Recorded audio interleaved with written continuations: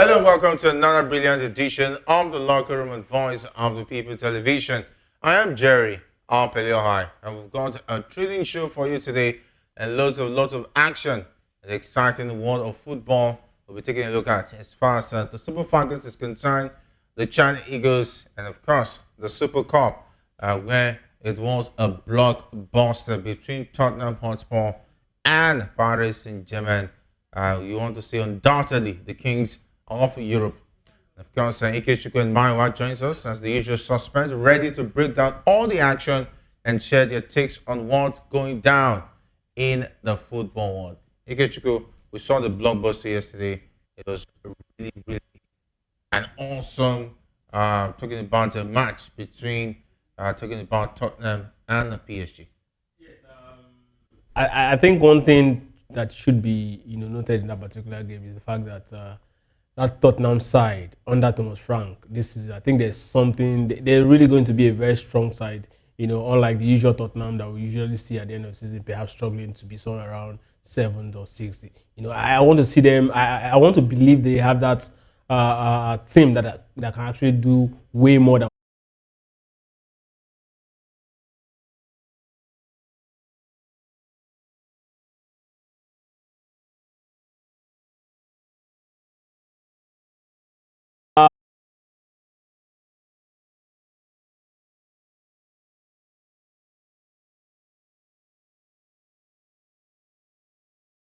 Top players move from elite European leagues to the Turkish Super League.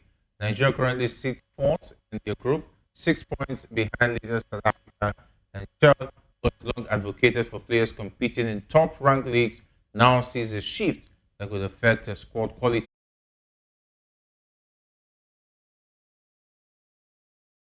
hoping that's going to actually see us through for a country that really is interested in actually progressing, Jerry.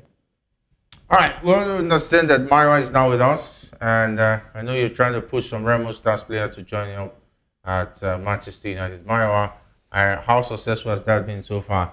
Have you changed your mind about getting some Remo Stars players or the China Eagles players to join up with Manchester United? Clear. Yeah. It's always amazing to be here. A couple of things. A whole lot of things that Ikechukwu said relating to what Chelle complained about is actually true. However,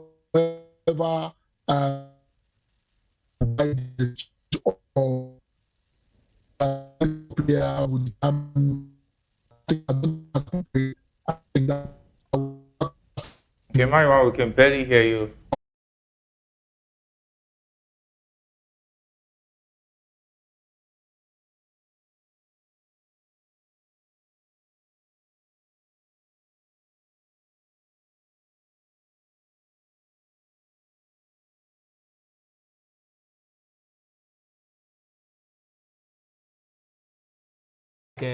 He's from this part of the world. I mean, the Baleba we're talking about is a Cameroonian, right? We see players, Frimpong and Kobe. Once upon a time, we had the like of Joseph Yobo captaining, a top side in English Premier League, Everton. JJ Okocha also.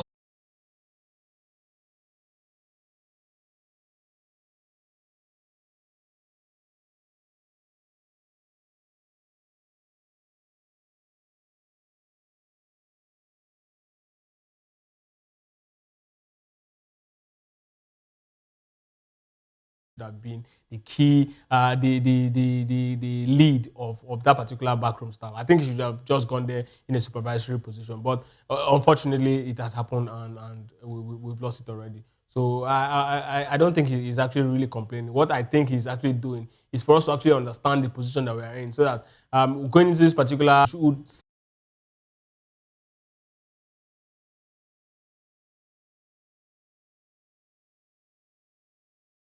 I think I want to hold brief.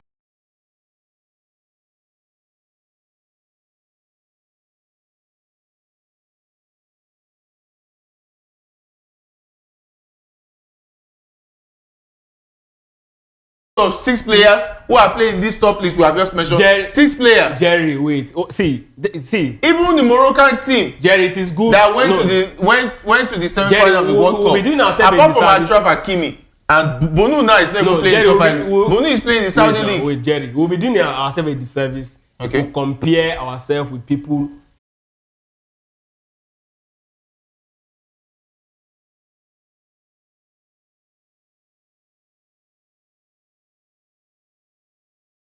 Because they are paying him too much and it's too comfortable. And international talking about Azubike Igweke says he's shocked the Super Eagles B team lost 4-0 to Sudan at the 2024 African Nations Championship.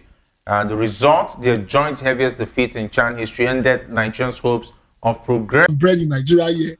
However, for how long are we continue to rely on them to do the job for us? And even those people that we are relying on, they are not the best of the best. So we cannot continue to shut the door against our local players. I mean, we have over 400 players. It will be very unfair for us to sit down here and say all the 400 players we have in the league, none of them are good. That's just the honest truth. Mayowa, that's the situation we find ourselves. We have to rely on where things are done properly to make these players available. Imagine we didn't have that option. By now, Nigerian football will be making just group stage and coming back home. No, we would have been forced to do something. No, I'm telling these people, they are not ready for anything. You can't shame the shameless.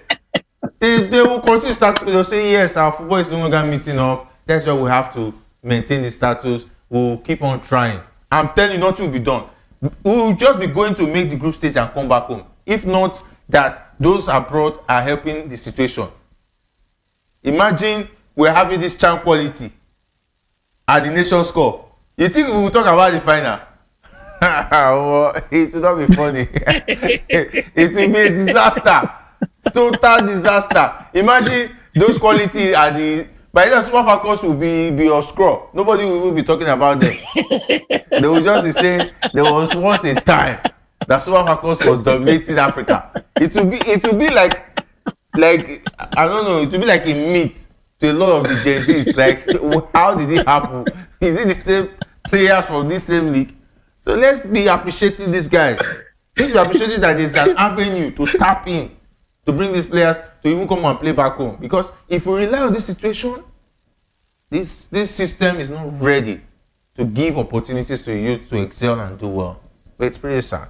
But let's talk about Benin Republic head coach, talking about Rohr, has urged FIFA to deduct the 3 points and 3 goals from South Africa before September. He has given them a warning. He has told FIFA, deduct that point now. It should not get to September.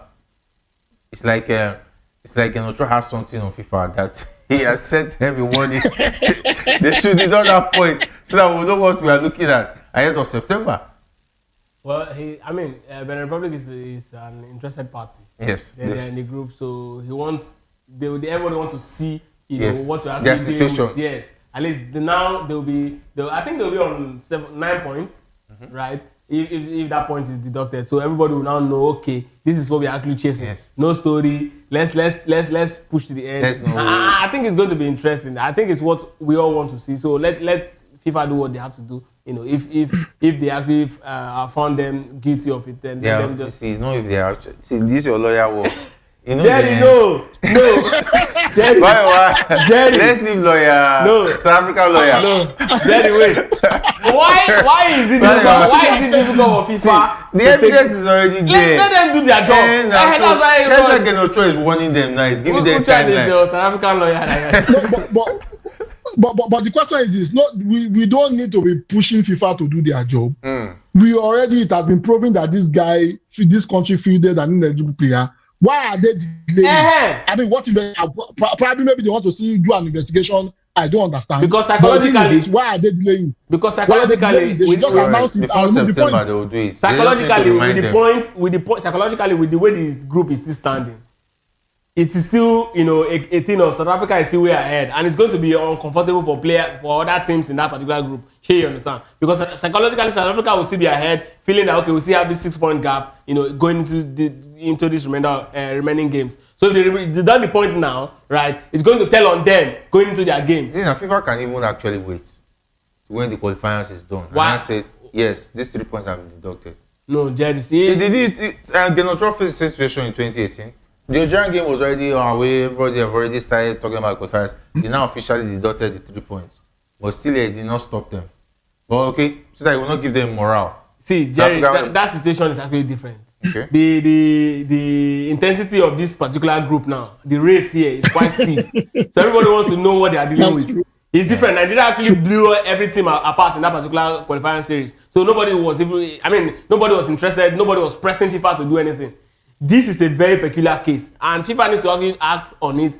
Since they've established that they err, let them do what they have to do. If they want to deduct, if they're not willing to deduct the point, or are they waiting for South Africa to even appeal? Maiwa, Rohr has said that he has given them a deadline. This is a straightforward matter. They should just make it clear so that going into the next game, because everything, like you said, everything deserves clarity, and you just have to find a way to put that on notice so that you can actually move forward. Yeah. Well, I don't think they need Rohr to tell them the right thing. The rules are very clear.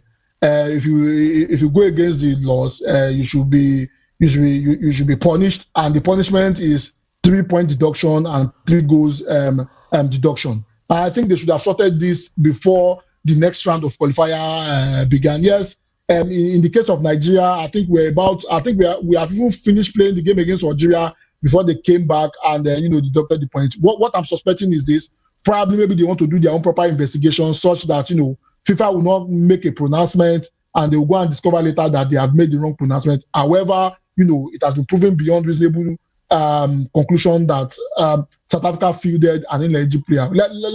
Let's wait for FIFA and let's see what they do before the end of qualifying. I think there's still time, and I think FIFA will do the right thing. All right, there's still time. Okay, FIFA will do the right thing. Okay, I would have loved to talk about the Super Falcons situation because we've been talking about the $100,000.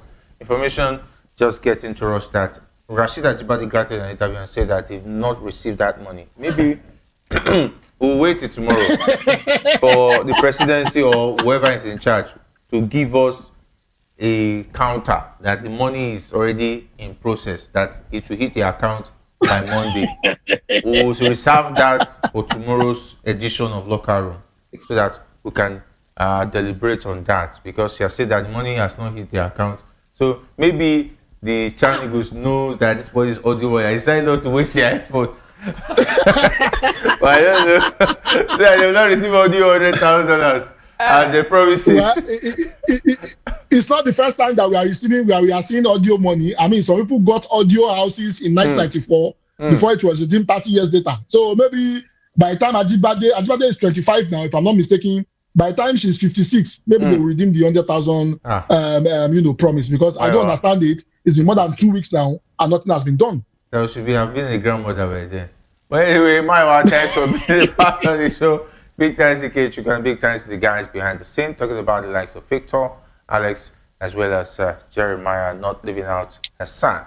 My name is Jerry Apelahai, saying thanks for being a part of Locker Room.